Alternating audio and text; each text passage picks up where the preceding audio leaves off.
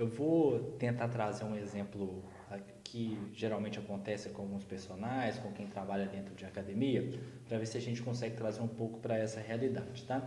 Então, suponhamos, Bruno, que a gente tem um aluno aí de personal e ele está retornando de uma lesão, mas não foi nada muito grave, não. Então, uma lesão teoricamente mais simples, né? E aí a gente sabe que ele está totalmente recuperado, tá? Então, dentro do ponto de vista clínico. Então, o fisioterapeuta ou o médico lá já liberou, tá? Isso é fato. A gente confia 100% nessa informação. Então, ele está retornando de lesão 100%, né?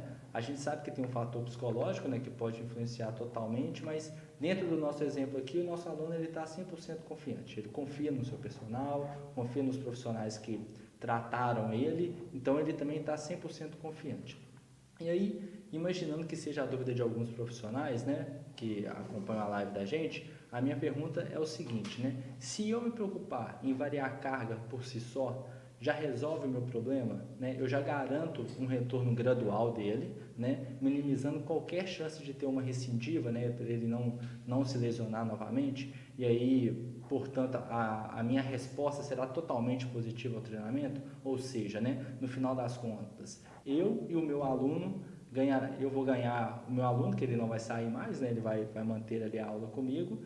E no final das contas ele vai ganhar performance. Eu posso pensar desse jeito dentro do planejamento? Então, olha só, entendendo que a gente está pensando na prevenção de lesão nesse caso, baseado na melhora da performance, impactando aí na prevenção e não exatamente pensando na prevenção em si, e pensando na tua pergunta, o problema não é só variar por variar, ou variar baseado no estado de recuperação. É variar baseado no estado de recuperação com uma direção. Com uma direção no sentido que a variabilidade, o princípio da variabilidade do treinamento, da variabilidade das cargas, ele é a base de raciocínio associado aos outros princípios que baseou todos os modelos de periodização, tá? Quando você para entender por que periodizar, você entende que a periodização te dá uma rota de variações da carga de maneira mais estruturada. Aí mais atualmente surgiram teorias científicas no sentido de que não adianta somente periodizar. Você precisa periodizar e monitorar e readequar esse planejamento de acordo com o estado atual de recuperação do aluno baseado nas ferramentas de monitoramento da carga, que foi o estudo anterior que eu expliquei agora sobre variabilidade da frequência cardíaca. Bom, feito isso então, o princípio ele deve ser associado com o pilar do planejamento para que você tenha uma direção de evolução, você consiga enxergar aonde você quer chegar de melhora da capacidade física, associado à direção, à ferramenta, ao pilar do monitoramento, que é a ferramenta que te auxilia a entender como um indivíduo está recuperando e melhorando a resposta. Então você precisa de direção, mas você precisa também de monitoramento e adaptar a recuperação.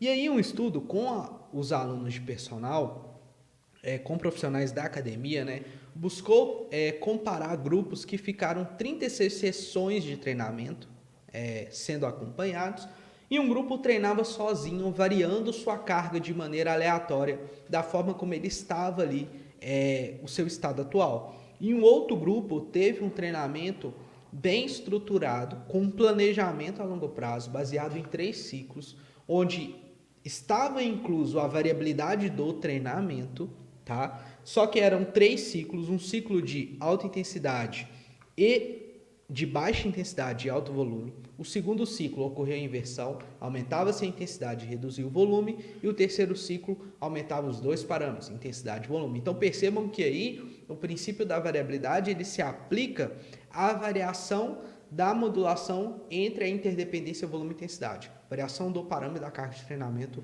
intensidade e do componente volume. Legal? E aí eles compararam os indivíduos que treinaram de maneira aleatória, variando sua própria carga de treinamento. O que eles encontraram? Isso foi um estudo de história em 2014. O grupo que treinou com a variabilidade, mas com o treinamento planejado, tá? História, vou escrever aqui, 2014. Ele até, tem até uma pergunta aí, Bruno. Quem é o autor É, do isso artigo? mesmo, apareceu aqui, já vou lançar. Então, o grupo que treinou baseado no treinamento planejado, mas com a variabilidade, teve maiores melhorias na massa magra, na força máxima, no VO2, ok? Mas aí você me pergunta, então parece que ter um planejamento me ajuda a ter maiores melhorias e eu preciso nesse planejamento ter variabilidade. Sim, só que no exemplo anterior você falou que o indivíduo, comparando o planejado com o estado de recuperação atual, os dois melhoraram, mas os indivíduos que baseado no estado de recuperação do dia, né, na variabilidade, foram os indivíduos que tiveram maiores adaptações. Então, mostra que eu não posso só planejar, mas eu também preciso monitorar. Então, você quer melhorar, você tem que ter variabilidade com planejamento. Você quer melhorar mais, é variabilidade com planejamento e monitoramento para você adequar ao estado de recuperação. E aí a gente entra numa grande discussão para o personal trainer, que são pouquíssimos personagens, tá, que a gente conhece ali no dia a dia, que conseguem ter rotinas e utilização de ferramentas de monitoramento da carga diário para verificar o estado de recuperação do aluno e mudar o treino de acordo com esse estado de recuperação. E ele tem que basear no planejamento. E aí, gente, o que eu vou recomendar para vocês tentarem dar um passo à frente se você já não tem essa rotina? Primeira coisa que eu vou recomendar é dar uma olhada no nosso canal do YouTube. No nosso canal do YouTube, a gente tem alguns vídeos ensinando formas de monitorar de maneira rápida e simples, usando uma escala de percepção de esforço, usando uma escala de percepção de recuperação. Caso você queira até abordar de uma maneira mais complexa, algumas formas simples de monitorar a recuperação fisiológica também. Lá no nosso canal do YouTube você vai ter uma melhor orientação sobre isso. Caso você queira dar um passo à frente, a gente vai lançar daqui 15 dias, né, na primeira semana ali de abril, 6, 7, 8, o nosso curso gratuito da semana do monitoramento da carga, onde a gente vai te dar mais algumas direções também. E continuando para você como dica final, você precisa, não está acabando a live não, mas como uma dica para fechar esse assunto, você precisa ter ferramentas de monitoramento e planejamento para que você consiga atender o princípio da variabilidade das cargas e do treinamento de maneira adequada e prevenir lesão e otimizar o treinamento.